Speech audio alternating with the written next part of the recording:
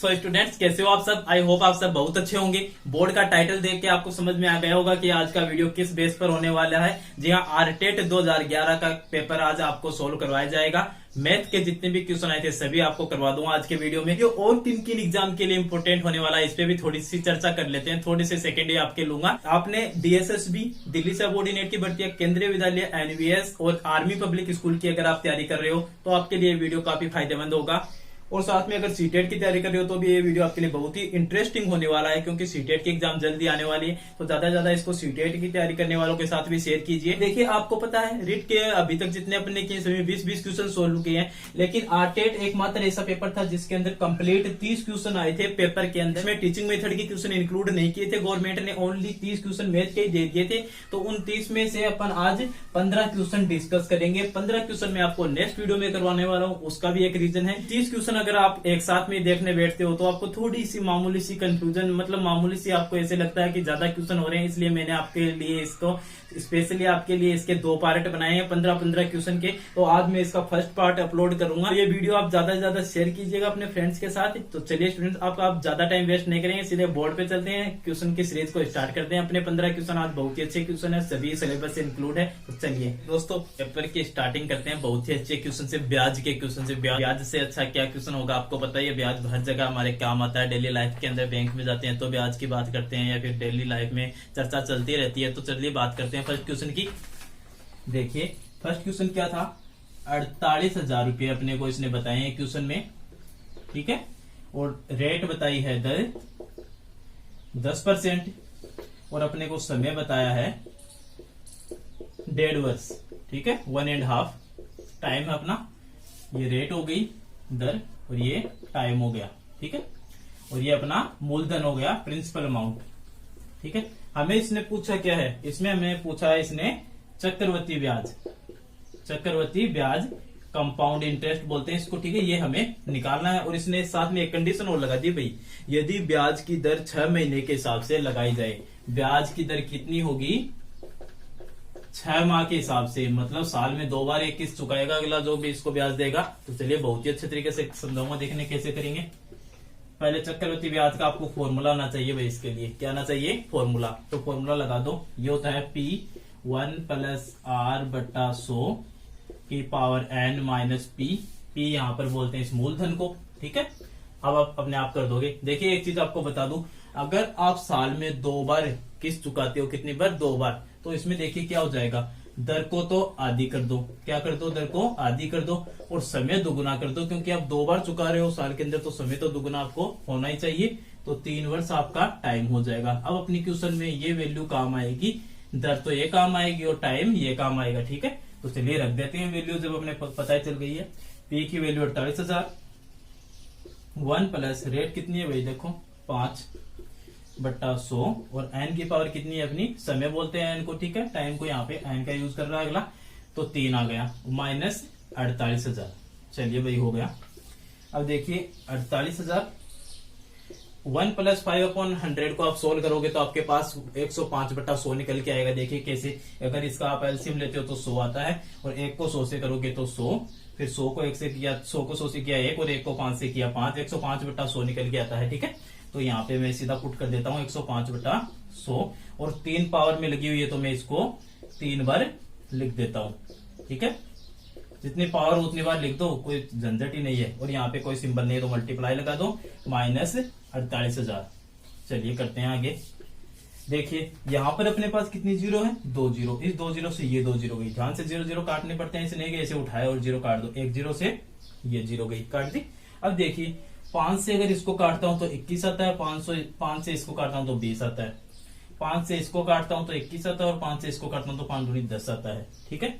अब 5 से इसको काटता हूं तो 21 आता है, और इधर 5 से इसको काटता हूं तो 4 आता है, क्योंकि 5 चौके 20। अब देखिए यहाँ पे 48 बच गया, तो ये 2 चौको 8 हो गए, और 8 को इससे काटता हूं तो 6 आएगा, 8 6 48। अब अपने पास कौन कौन सी वैल्यू बच गई है, 6 × 21, और इधर वाली ये 21, और इधर वाली एक 21 बच गई, और माइनस का 48,000 ये बच गया। अब इसको मल्टीप्लाई करके बस ये माइनस कर दो और अपना आंसर निकल के आ जाएगा, ठीक है। तो पहले मैं क्या करता हूं, 21 को 21 से मल्टीप्लाई किया, कितना आ गया, 441 को 21 से करेंगे, बस फटाफट कर देंगे, देखते जाओ, बस 2 मिनट नहीं लगेंगे। 9261 आया, इन तीनों का सॉल्यूशन आ गया। अब 6 से और कर देते हैं एक बार इसको। 36, 15, 54 और 55 कितना आया? 55,566। ये अपनी इनको मल्टीप्लाई करने पे आया। फिर आगे माइनस में कितना था?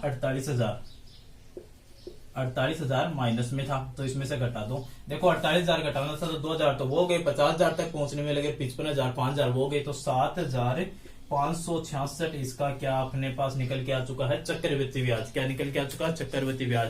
मतलब देखिए चक्रवृद्धि ब्याज आपको बता दो हमेशा हार्ड पड़ता है सरल ब्याज की तुलना में। अगर कोई भी व्यक्ति आपको पैसे उधार देता है और चक्रवृद्धि ब्याज लगाता है तो समझ लेना आपके मुसीबत होने वाली है। मतलब सरल ब्याज की तुलना में चक्रवृद्धि ब्याज हमेशा ज्यादा लगता है। आप कभी भी निकाल के देख लेना, आपके बहुत काम आते हैं डेली लाइफ में से क्वेश्चन। तो इसका आंसर क्या हो जाएगा? 7,566। चलिए नेक्स्ट क्वेश्चन करते हैं। ये इसके अंदर ऑप्शन था भाई, बी वाला ऑप्शन था, देख लेना।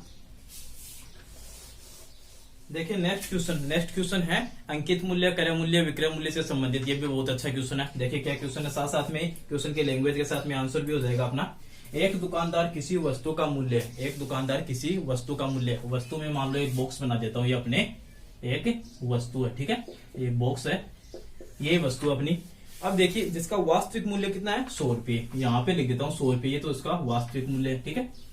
अब क्या कर रहा है दुकानदार? उस पर 10% बढ़ाकर अंकित कर रहा है। मान लो 100 रुपये था, उसने 10% बढ़ा दिया, 100 का 10% निकाल के ऐसे निकल जाता है, 10 होता है, और उसने 100 में क्या किया? 10 ऐड करके 110 हो गया है, तो उसने बढ़ा के 110 लिख दिया भाई कि इसकी एमआरपी कितनी है?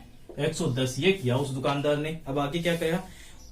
वह उस वस्तु पर 10% कमीशन देकर ग्राहक को बेचता है। तो उसके पास एक ग्राहक आया, ठीक है, एक आया कि भाई मुझे ये चीज परचेज करनी है। तो उसने क्या बोला दुकानदार ने उस ग्राहक को कि तेरे को मैं 10% कमीशन दे रहा हूं इस बॉक्स के ऊपर। तो वो ग्राहक बोला भाई दे दे, बड़ी बात है। तो उसने 110 का क्या किया?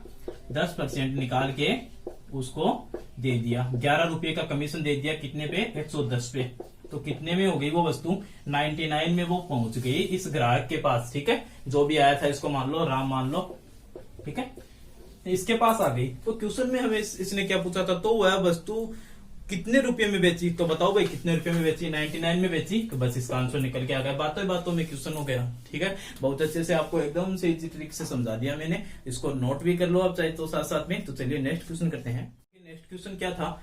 किसी संस्था में सदस्यों की संख्या 2500 है। कितनी है? 2500। सदस्यों की संख्या 2500 है, ठीक है।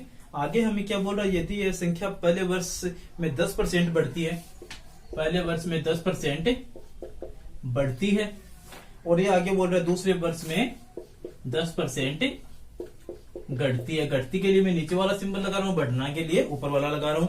अब देखिए तो 2 वर्ष बाद कितनी वृद्धि या कमी होगी? 2 वर्ष बाद कमी होगी या वृद्धि होगी, और होगी तो कितनी होगी? बस यही अपना क्वेश्चन था। तो देखिए कैसे करेंगे। तो अपने पास 2500 ये सदस्य थे, ठीक है, इस संस्था के अंदर। आगे देखिए पहले 10% की वृद्धि करनी है फर्स्ट ईयर के अंदर। तो 2500 का 10% निकाल लेते हैं फटाफट। 2 0 से 2 0 गए, 250 बचे। 250 पहले वाले जो टोटल थे उसमें ऐड कर दो भाई। तो कितने आ गए? 2750 आ गए। ये तो हो गया अपना एक साल के बाद का हिसाब। तो दूसरे साल क्या हुआ? 10% की कमी हो गई। तो अपने पास संस्था में सदस्य एक साल के बाद इतने हो गए थे। अब ध्यान देने की बात ये, आप इस पे मत चले जाना, आप काउंटिंग करोगे इस पे, कहीं पहले वाले की तरह इस पे 10% घटा दो, इस पे घटाओगे न कि उस पे। तो इसका 10% अब सेकेंड ईयर का निकाल रहे हैं, ठीक है, दूसरे साल का। इसका 10% निकाल लो। 2 0 से 1 0 तो ये गया, 1 0 ये गया, तो 275 बचे। तो 2750 में से 275 माइनस कैसे इसको घटा दो 5। 14 में 7 गए 7, इसमें से एक ले लो, 6 में से 2 गए, कितने बचे?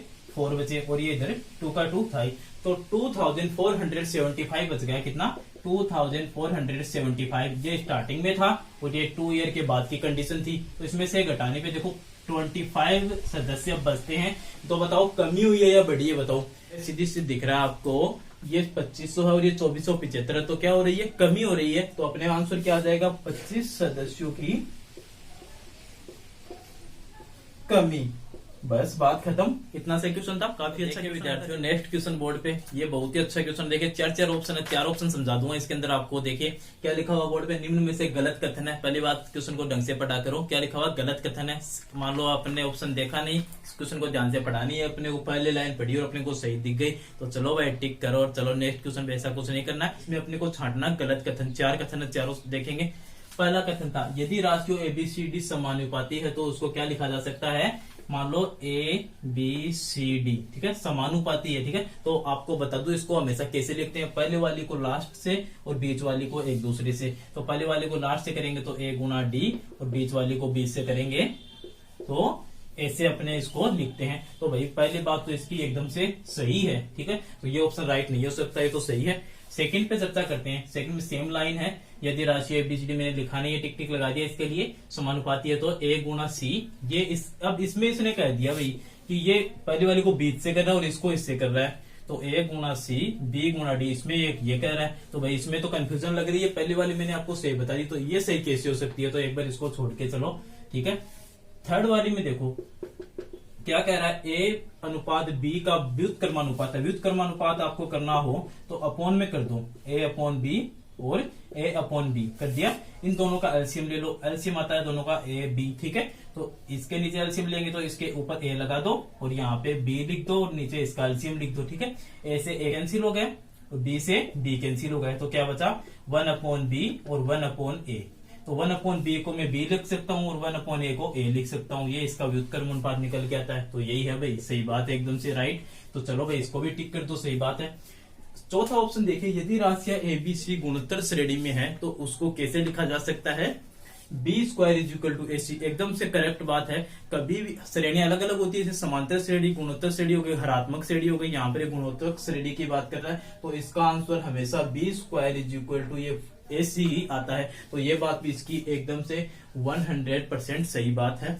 तो सेकंड ऑप्शन अपना ऑटोमेटिक रॉन्ग हो गया। पता चल गया क्यों हो गया, फर्स्ट ऑप्शन सही था तो सेकंड में उसने गड़बड़ कर दी थोड़ी, मतलब आंकड़ों को घुमा दिया। तो ये भाई ऑप्शन रॉन्ग है और अपने को छांटना क्या था, रॉन्ग ही छांटना था। तो आप एग्जाम में क्या करके आओगे, यही अपना राइट है सेकंड वाला। चलिए क्वेश्चन हो चुका है अच्छे से। चलिए नेक्स्ट क्वेश्चन पे चर्चा करते हैं। बिंदु A और B जिनके बीच की दूरी 50 मीटर है। दो बिंदु है A और B, इनके बीच की दूरी कितनी है, 50 मीटर। ये इनके बीच की दूरी है। अब आगे क्या बोल रहा है, दो कारें अक्ष तथा Y चलती है। अक्ष तथा Y, एक कार अक्ष है और एक कार Y है, ठीक है। ये दोनों यहां से चलती है। तो एक कार अक्ष वाली कार की स्पीड तो 10 मीटर प्रति सेकंड और Y वाली की 25 मीटर प्रति सेकंड है। ये यहां तक चल गई B तक और ये भी यहां तक B तक पहुंच गई, A से चली थी, ठीक है। तो इसकी स्पीड तो 10 मीटर प्रति सेकंड और इसकी स्पीड 25 मीटर प्रति सेकंड। अब आगे तो अपने डायग्राम बना लिए। अब करना क्या था, तो उन दोनों के द्वारा A से चलकर B तक पहुंचने में लगने वाला समय, इस कार को A से B तक पहुंचने में कितना समय लगा और Y को कितना समय लगा। तो देखिए कैसे निकालेंगे। अक्ष वाले पे चर्चा करते हैं पहले। कार अक्ष कार पे देखिए 10 मीटर के लिए ये 1 सेकंड ले रहा है। कितने सेकंड, 1 सेकंड। तो आप बताओ 50 मीटर के लिए कितनी सेकंड लेगा, जबकि एक्चुअल क्वेश्चन अपना यही है 50 मीटर के लिए 5 लेगा। सीधी सी बात है, 10 पंजे 50, तो 1 को 5 से किया 5 सेकंड। इसका आंसर निकल के आ चुका 5 सेकंड समय। अब Y कार पे चर्चा करते हैं। Y कार में देखिए 25 मीटर के लिए 1 सेकंड ले रहा है, ठीक है। तो बताओ 50 मीटर के लिए कितनी लेगा, 50 मीटर के लिए 2 लेगा। क्यों लेगा, 25 दूनी 50, तो 1 को 2 से किया 2। तो आंसर अपना क्या निकल के आया है, 5 सेकंड और 2 सेकंड। आप करोगे 5 सेकंड और 2 सेकंड, आप ये नहीं कर सकते 2 सेकंड और 5 सेकंड, क्योंकि हमें क्रमशः पूछा है। तो क्रमशः के हिसाब से चलना पड़ता है। कार पहले थी, Y बाद में थी, तो पहले इसका आंसर और फिर 5 सेकंड और 2 सेकंड इसका आंसर हो जाएगा भाई, ठीक है। चलिए नेक्स्ट क्वेश्चन पे चर्चा करते हैं। देखिए नेक्स्ट क्वेश्चन क्या है, त्रिभुज की आइडेंटिटी, मतलब त्रिभुज की जो मतलब परिभाषाएं होती हैं उनसे रिलेटेड क्वेश्चन है। त्रिभुज के अंदर कौन कौन से रूल लागू होते हैं वो सभी आपको इस क्वेश्चन से समझ में आ जाएंगे। देखिए क्या क्वेश्चन था, 4 ऑप्शन दिए हुए हैं पहले वाले क्वेश्चन की तरह। इनमें से हमने को गलत छांटना है, तो अपने देखते हैं कि ऑप्शन पे तभी पता लगेगा कौन सा गलत है। देखिए पहला ऑप्शन, किसी त्रिभुज की माध्यिकाओं का प्रतिच्छेद बिंदु केंद्रक कहलाता है। त्रिभुज अपन ने बना लिया भाई एक अच्छा सा, ठीक है। इसकी माध्यिका, ये इसकी माध्यिका हो गई, इस साइड से ये हो गई और ये इससे ये हो गई। ये इसका क्या कहलाता है भाई? केंद्रक कहलाता है। कोई डाउट ही नहीं है, ठीक है, सही बात है। चलो भाई दूसरे ऑप्शन पे आओ। किसी त्रिभुज में शीर्ष से सामने वाली भुजाओं पे डाले गए लंबों का प्रतिच्छेद बिंदु लंब केंद्र कहलाता है।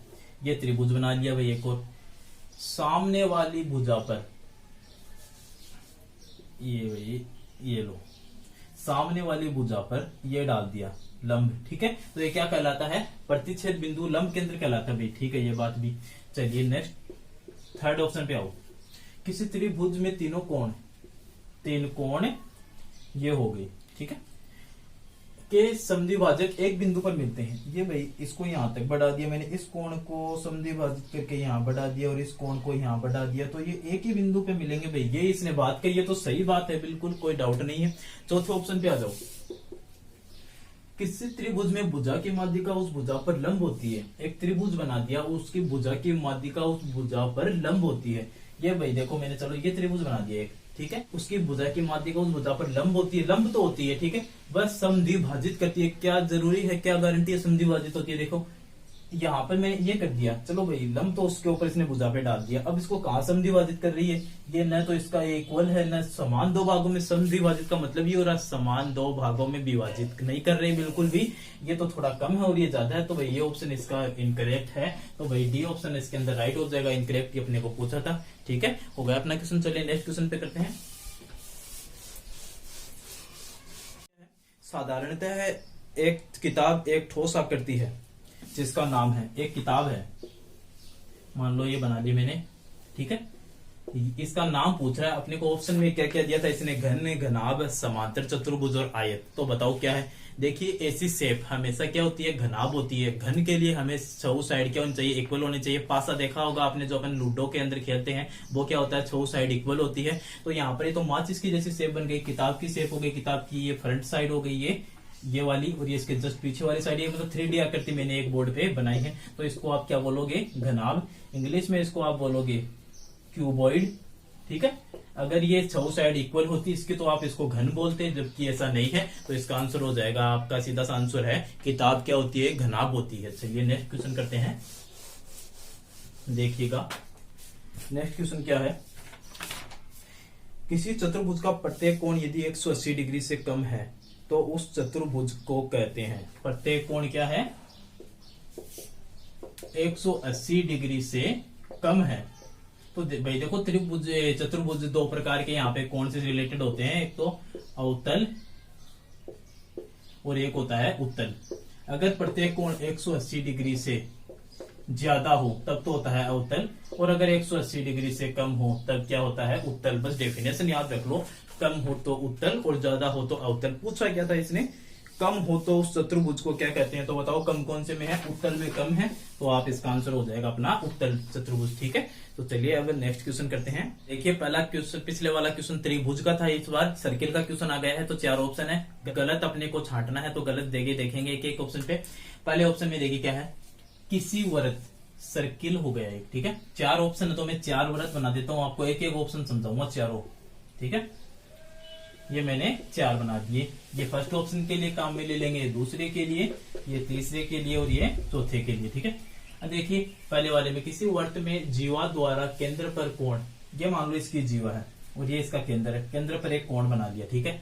उसी जीवा द्वारा परिधि के अन्य बिंदु पर कोण, इसी जीवा को अपन यूज करने, इसको जीवा बोलते हैं, ठीक है। और वृत्त की सबसे बड़ी जीवा उसका व्यास होती है जो सेंटर से होकर गुजरती है, ये बात भी नोट कर लेना। तो देखिए ये बोल रहा है ये दोनों कोण बराबर होते हैं। जी हाँ, बिल्कुल नहीं होते हैं बराबर। ये केंद्र वाला कोण परिधि के कोण से हमेशा दुगुना होता है। क्या होता है?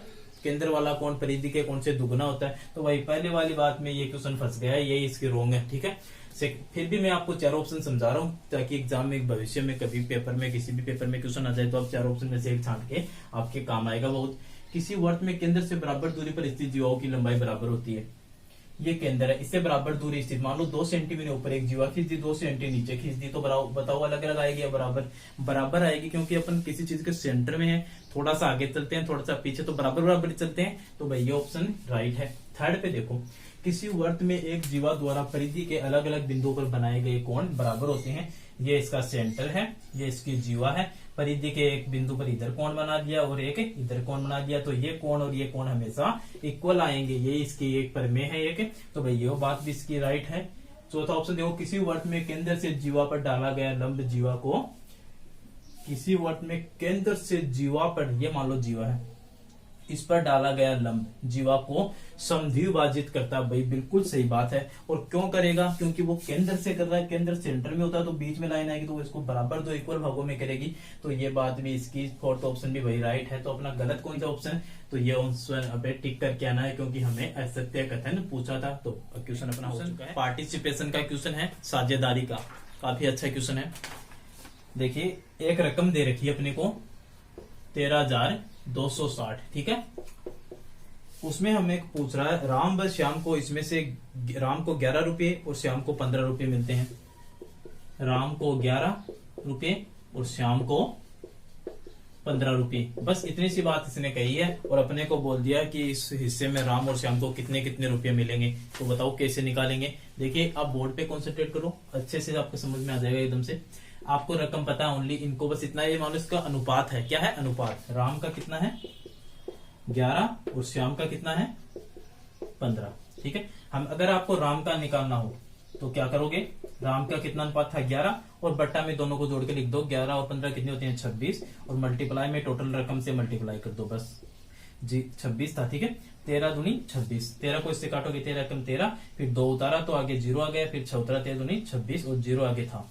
अब देखिए 2 से इसको काट दो, कितना हो जाएगा? 1020 का आधा 510। 510 को 11 से मल्टीप्लाई करेंगे तो क्या आएगा भाई?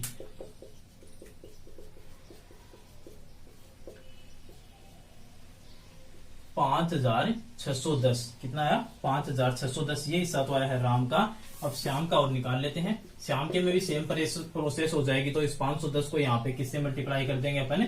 15 से, ठीक है। तो 15 को 510 से मल्टीप्लाई कर लेते हैं इस बार।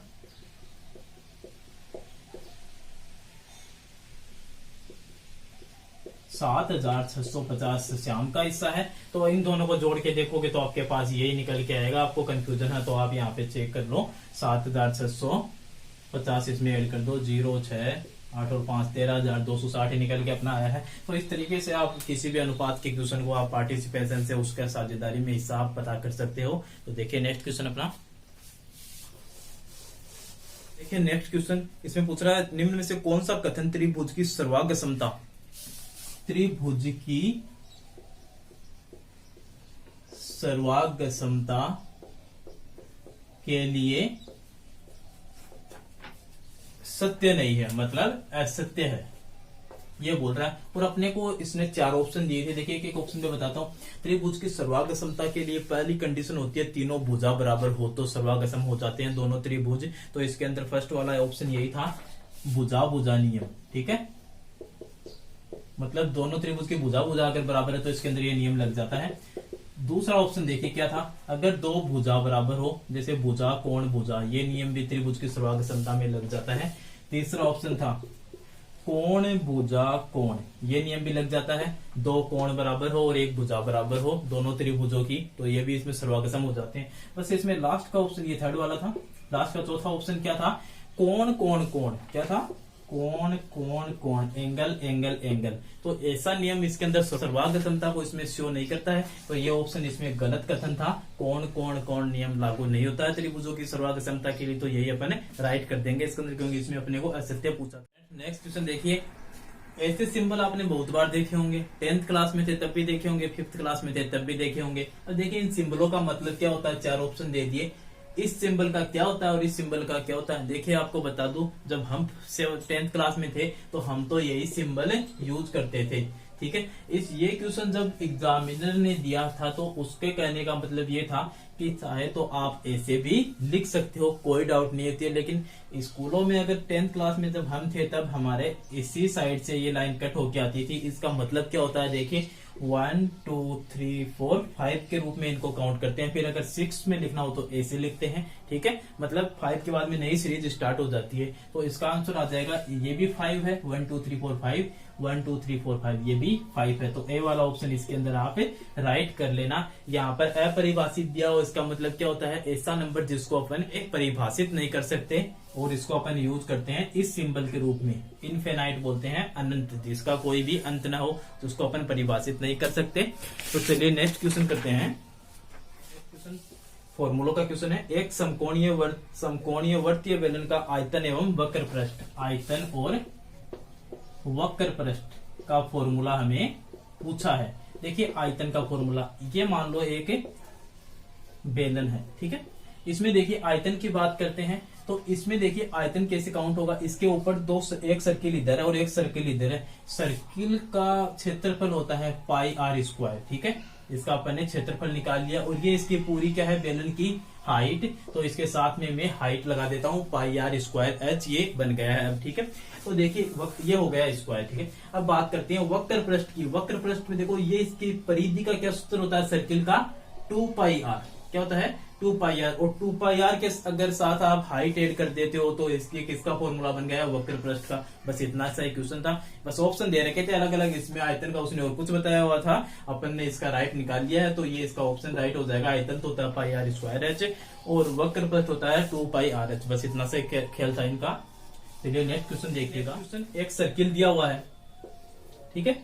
ये इसका सेंटर है, ये इसकी जीवा है और यहाँ से एक कोण ये ऐसे बना रहा है और एक कोण ऐसे बना रहा है।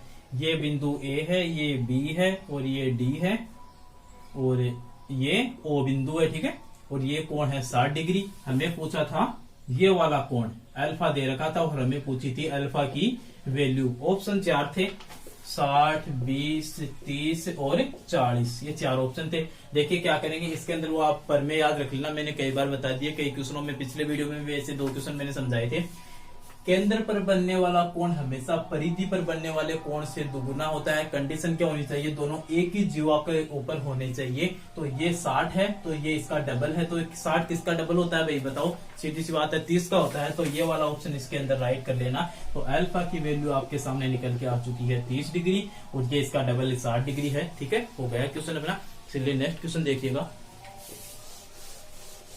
नेक्स्ट क्वेश्चन है अपना, राम एक ठोस घन बनाना चाहता है। क्या बनाना चाहता है, ठोस घन। घन ये होता है जिसकी 6 साइड इक्वल हो, डाइस भी बोलते हो आप उसको, ठीक है, पासा। इसमें क्या बोल रहा है, ये इसके लिए बनाना चाहता है। फिर आगे जिसकी भुजा 15 सेंटीमीटर है, कितनी है 15 सेंटीमीटर हो, इसके लिए 5 सेंटीमीटर वाले भुजा वाले कितने घनाकार टुकड़ों की आवश्यकता होगी। देखिए सीधा सा फॉर्मूला है, ये इसको मान लो ए मान लो आप, ठीक है, और बी मान लो 5 सेंटीमीटर वाले। तो ए का आयतन बट्टा बी का आयतन। अगर आपको क्यूब का आयतन का फॉर्मूला पता है तो बताओ, ए भुजा वाले का आयतन और बी वाले का। देखिए इनका आयतन का फॉर्मूला होता है भुजा क्यूब। क्या होता है, भुजा क्यूब। ऊपर भुजा कितनी है 15 है, तो 15 का क्यूब कर देंगे तो 15 को 3 बार लिख दो। नीचे वाले की हमें पता करनी है 5 वाले की, तो 5 लिख दो 3 बार। 5 को इससे काट दो 3, 5 को इससे काट दो 3, 5 को इससे काट दो 3 3 9 9 3 27। 27 सेंटीमीटर क्या होगा उसका आंसर होगा। मैं इसने क्या पूछा था, कितने टुकड़ों की आवश्यकता होगी, तो हमें 27 टुकड़ों की आवश्यकता होगी 5-5 सेंटीमीटर वाले इसको एडजस्ट करने के लिए। तो अपना आंसर आ चुका है 27, ठीक है। अपना क्वेश्चन ये हो चुका है, काफी अच्छा क्वेश्चन है। इसमें आपको फॉर्मूले भी पता चल गए और टुकड़ों को पता कैसे करें। आरटेट 2011 के पेपर में 30 क्वेश्चन थे, हमने आज 15 कर लिए हैं। नेक्स्ट 15 क्वेश्चन में नेक्स्ट वीडियो में लेकर आऊंगा, क्योंकि एक वीडियो में इतने क्वेश्चन आपको अच्छे से, एक वीडियो में 15 समझ लीजिए, नेक्स्ट वीडियो में आपको 15 और मिल जाएंगे। तो इस वीडियो को ज्यादा से ज्यादा शेयर करना अपने फ्रेंड्स के साथ, जिससे आपको शिक्षक भर्ती के सभी वीडियो अच्छे से समझ में आ चुके और आपकी तैयारी भी अच्छे से हो जाए। तो चलिए स्टूडेंट्स, आज के लिए इतना ही। चैनल को लाइक, शेयर और सब्सक्राइब करना ना भूलें। मिलते हैं नेक्स्ट वीडियो में।